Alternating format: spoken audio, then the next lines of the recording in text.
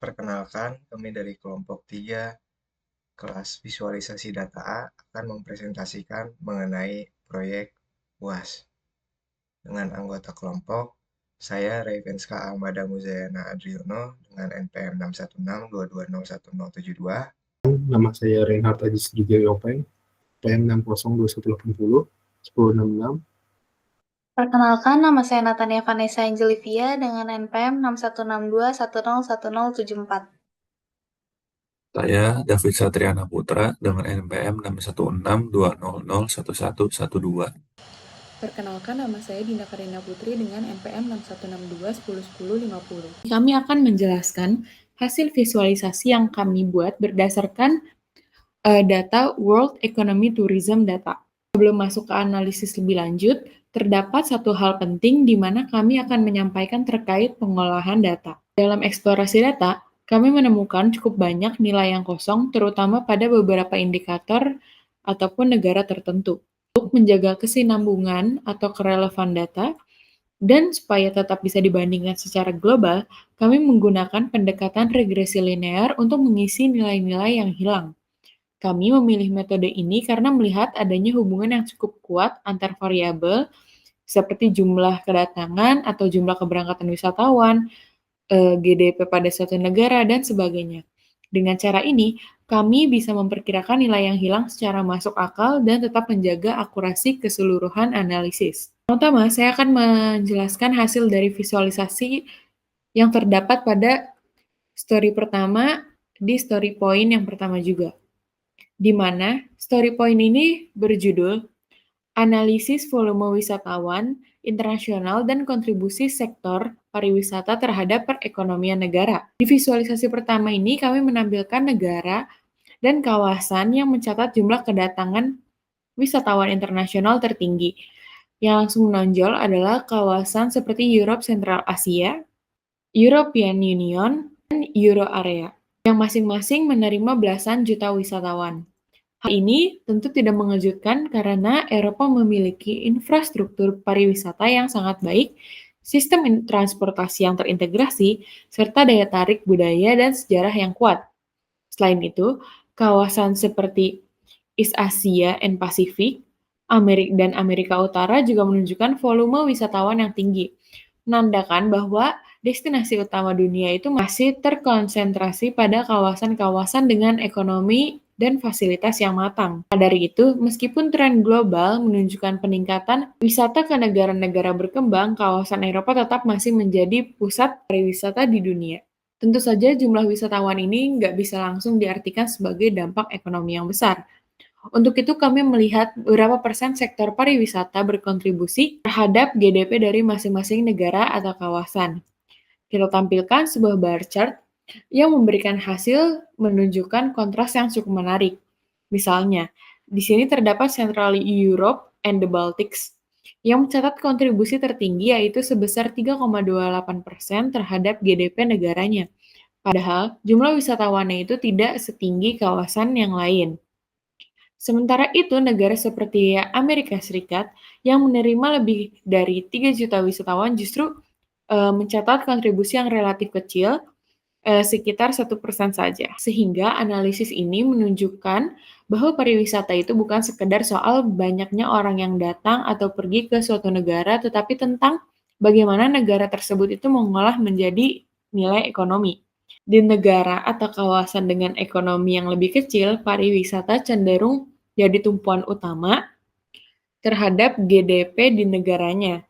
Tapi di negara maju, meskipun jumlah wisatawannya sangat tinggi, dampaknya itu bisa lebih kecil karena sektor lain juga dominan. Selanjutnya, saya akan mempresentasikan hasil analisis data mengenai sektor pariwisata global. Yang pertama, kita akan mengkaji keterkaitan antara penerimaan pariwisata dengan GDP suatu negara, di mana kita akan melihat apakah negara dengan GDP tinggi otomatis memiliki penerimaan pariwisata yang juga tinggi. Selanjutnya, kita juga akan mengidentifikasi negara mana saja yang memiliki pengeluaran terbesar untuk pariwisata ke luar negeri. Jadi, kita dapat lihat di sini untuk visualisasi yang di atas menunjukkan hubungan antara dua variabel utama, yaitu sumbu X atau horizontal yang merepresentasikan total GDP suatu negara atau kawasan, di mana semakin ke kanan, maka semakin besar GDP-nya. Dan sumbu Y atau vertikal merepresentasikan total penerimaan dari pariwisata, di mana semakin ke atas, maka semakin besar penerimaannya. Sedangkan untuk setiap titik-titik yang berwarna orange di sini mewakili sebuah negara atau kawasan ekonomi. Dari hasil visualisasi ini, kita dapat melihat terdapat korelasi positif yang kuat antara GDP suatu negara dengan penerimaan pariwisatanya, di mana semakin tinggi GDP suatu negara atau kawasan, maka semakin tinggi pula pendapatan yang diterima oleh negara tersebut dari sektor pariwisata. Kita dapat lihat di sini untuk buktinya, misalkan kita ambil contoh untuk kawasan Eropa dan Asia Tengah yang memiliki GDP sekitar 993 triliun, berhasil mencatatkan penerimaan pariwisata sebesar 19,8 triliun. Lalu kita juga ambil contoh di sini untuk Cina yang memiliki GDP sekitar 400 triliun dan menerima eh, dan penerimaan dari pariwisata sekitar 5,5 triliun. Sedangkan untuk negara dengan kawasan GDP yang lebih rendah seperti Eropa Tengah dan Baltik, kita lihat di sini GDP-nya 63 triliun dengan penerimaan pariwisatanya sekitar 2 triliun. Mengapa hal ini bisa terjadi? Kenapa negara dengan GDP yang tinggi cenderung memiliki pendapatan pariwisata yang tinggi pula? Yaitu diantaranya pertama karena infrastruktur yang lebih maju. Yang kedua, stabilitas ekonomi dan keamanan juga menjadi faktor bagi wisatawan dalam memilih tujuan destinasi. Dan tentunya negara dengan anggaran yang lebih besar dapat mempromosikan pariwisata mereka ke tingkat global. Selanjutnya, tadi kita sudah melihat bagaimana GDP berkolerasi dengan penerimaan pariwisata. Sekarang kita akan menganalisis bagaimana sebenarnya tren pertumbuhan ekonomi atau GDP bergerak dari waktu ke waktu untuk setiap negara dan kawasan. Di sini kita lihat eh, negara mana saja yang akan kita analisa, dan sebelah sini kita dapat melihat untuk eh, tren pertumbuhannya dari waktu ke waktu, ditunjukkan dari tahun 1999 sampai 2023. Selanjutnya, tadi kita sudah melihat bagaimana GDP suatu negara menjadi fondasi dan kekuatan ekonomi. Namun kekuatan ekonomi tidak hanya memungkinkan sebuah negara untuk membangun industri pariwisata untuk menarik pengunjung, tetapi juga memberikan kemampuan bagi warga negaranya untuk berpergian dan berbelanja ke luar negeri. Di sini kita akan melihat negara atau kawasan mana saja yang warganya paling banyak menghabiskan uang untuk pariwisata ke luar negeri.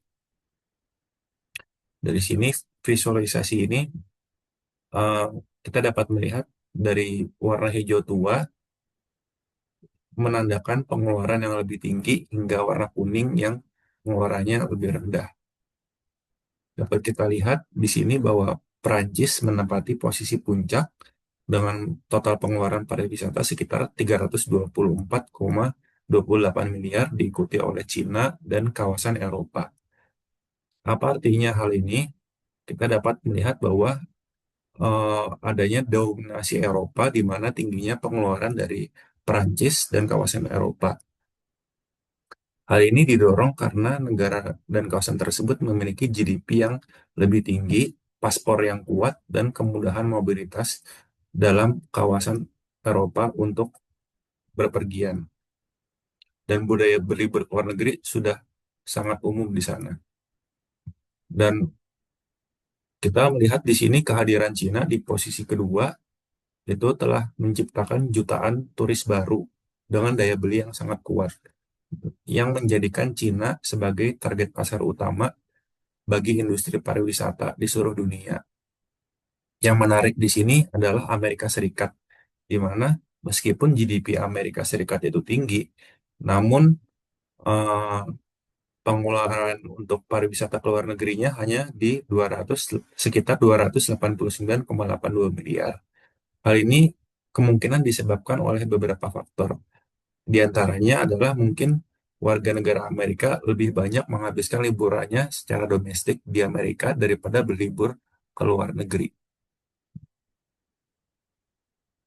Sekarang untuk story yang kedua, kelompok kami akan membuat topik mengenai analisa inflasi pada tahun 2020 sampai 2023. Nah, di mana pada tahun rentang tahun 2020 sampai 2023 sedang marak terjadi COVID-19, wabah COVID-19 di seluruh dunia. Untuk visualisasi yang pertama, kita bisa melihat rank inflasi pada suatu negara di tahun tertentu, di mana tahun ini adalah 2020 sampai 2023 yang bisa diubah dengan filter ini. Nah, di sini kita bisa melihat bahwa negara yang memiliki inflasi tertinggi, persentase inflasi tertinggi pada tahun 2020 sampai 2023 adalah negara Zimbabwe dengan 766,20% totalnya. Nah, lalu di sebelahnya ada visualisasi area untuk memperlihatkan dampak inflasi pada kedatangan wisatawan. Di sini kami mengambil negara Zimbabwe yang bisa juga diganti dengan negara-negara lainnya. Nah, di sini pada tahun 2020 sampai 2023 terjadi hyperinflasi pada awal tahun 2020 dan dapat dilihat bahwa visualisasi dapat dilihat bahwa kedatangan turis di saat inflasi yang sangat tinggi ini menyebabkan kedatangan turis yang menurun secara signifikan. Begitu juga dengan menurunnya inflasi, maka kedatangan turis pun akan semakin meningkat. Untuk story point yang kedua, kami menggunakan visualisasi bar chart yang digabung dengan visualisasi line chart. Pada visualisasi ini, kita dapat melihat bahwa untuk suatu negara tertentu akan dicari hubungannya terhadap kenaikan inflasi dengan GDP negara tersebut. Di visualisasi di demonstrasi kali ini kita akan menggunakan negara Zimbabwe yang juga bisa diganti dengan negara yang lain. Dapat dilihat dari visualisasi ini bahwa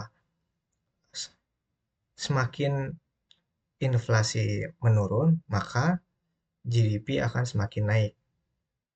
Seperti yang ditunjukkan dari tahun 2010 sampai 2016. Lalu untuk kenaikan inflasi, maka kita bisa melihat juga bahwa akan terjadi penurunan GDP di negara tersebut. Dan ini dapat dilihat di tahun 2018 sampai 2021, di mana GDP akan menurun sampai 27 miliar dolar US dari yang awalnya 51 miliar US dollar. Oke, jadi di sini saya akan mempresentasikan hasil analisis kami dari visualisasi berikut.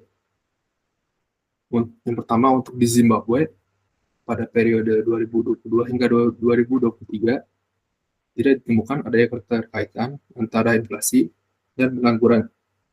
Hal ini disebabkan karena nilai mata uang yang sangat lemah yang tergambarkan oleh inflasi yang sangat tinggi terus-menerus selama periode 2020 hingga 2022. Nah, untuk selanjutnya, pada negara Sudan,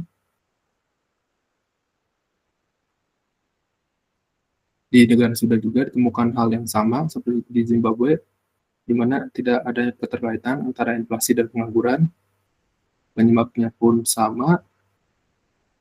Selanjutnya adalah negara Lebanon. Nah, di Lebanon ini terdapat keterkaitan antara inflasi dan pengangguran. Dapat dilihat dari visualisasinya, di mana nilai inflasi ini meningkat setiap tahunnya seiring dengan menurunnya pengangguran. Selanjutnya untuk Suriname. Oke, Suriname juga sama seperti Sudan dan Zimbabwe, tidak ada terkaitan antara inflasi dan pengangguran. Dapat dilihat dari visualisasinya ya, di mana inflasi ini sangat-sangat fluktuatif sekali. Nah, sehingga dapat diambil kesimpulan dari keempat negara tersebut, Zimbabwe, Sudan, Lebanon, dan Suriname. Zimbabwe, Sudan, dan Suriname.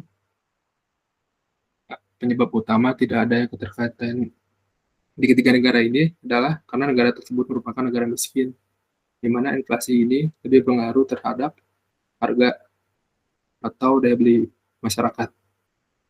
Dan itu kondisi ekonominya tergantung dari inflasi, di mana inflasi yang fluktuatif ini menandakan kondisi ekonomi di ketiga negara tersebut tidak stabil. Nah, selanjutnya untuk negara Iran. Nah, negara Iran ini ditemukan adanya keterkaitan antara inflasi dan pengangguran sama seperti Lebanon. Nah, untuk inflasi dan pengangguran ini kondisinya kurang lebih mirip-mirip dengan Lebanon, di mana inflasi yang meningkat seiring dengan pengangguran yang turun. Selain itu juga peningkatan inflasi di negara Iran ini tidak sefluktuatif negara Lebanon, yang menandakan ekonomi di negara ini sangat sehat. Story point selanjutnya adalah melihat 10 negara dengan GDP tertinggi selama COVID, di mana COVID ini kita asumsikan berada di rentang waktu 2020 sampai 2023.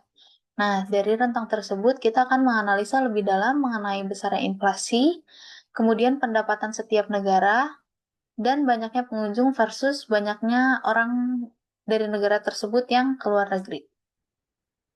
Nah, pada bagian kiri ini kita bisa lihat ada 10 negara dengan GDP tertinggi selama COVID, di mana lingkaran yang semakin besar menunjukkan GDP yang semakin besar pula.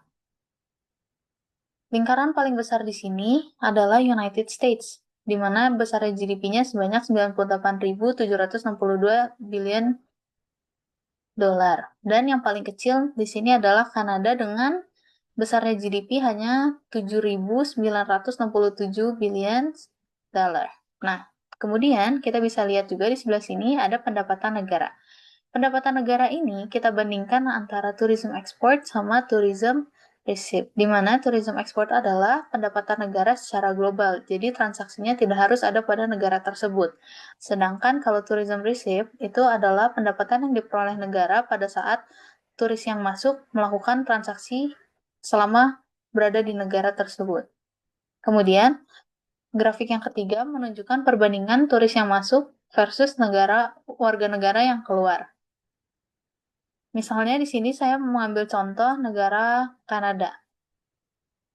Nah, di negara Kanada ini pendapatan negaranya untuk tourism ekspornya terbukti terlihat menurun dari rentang waktu 2020 sampai tahun 2022. Namun pada tahun 2023 ini kembali meningkat.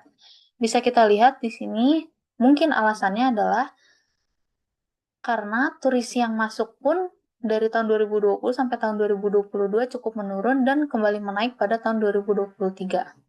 Nah, sedangkan tourism receipt yang diperoleh dari negara Kanada ini, yang diperoleh oleh negara Kanada ini dari sektor pariwisatanya, bisa kita lihat di sini terus menaik dari tahun ke tahun sampai 2023. Untuk perbandingan turis yang masuk versus warga negara yang keluar, bisa kita lihat bahwa banyaknya turis yang masuk ke negara Kanada dari tahun 2020 sampai tahun 2022 ini cukup menurun dan meningkat kembali di tahun 2023. Sedangkan banyaknya warga negara yang keluar negeri justru meningkat dari tahun 2020 sampai tahun 2022 dan kembali turun pada tahun 2023.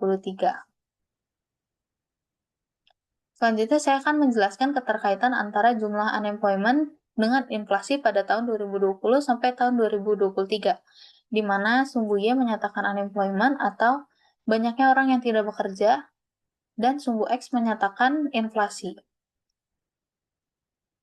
Berdasarkan trendline yang kita peroleh, bisa kita lihat bahwa kita punya p-value-nya sebesar 0,79. P-value yang sebesar 0,79 ini bisa kita artikan bahwa tidak ada keterkaitan antara unemployment dengan inflasi.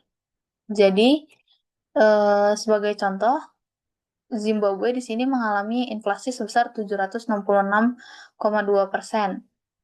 Tapi jumlah unemployment-nya hanya 28,98%. Sedangkan di sini inflasinya justru tidak terlalu besar. Di South Africa ini inflasinya hanya sebesar 20,94%, tapi unemployment-nya justru besar sekali, yaitu sekitar 128%. Baik, demikian yang dapat kami sampaikan. Terima kasih telah mendengarkan.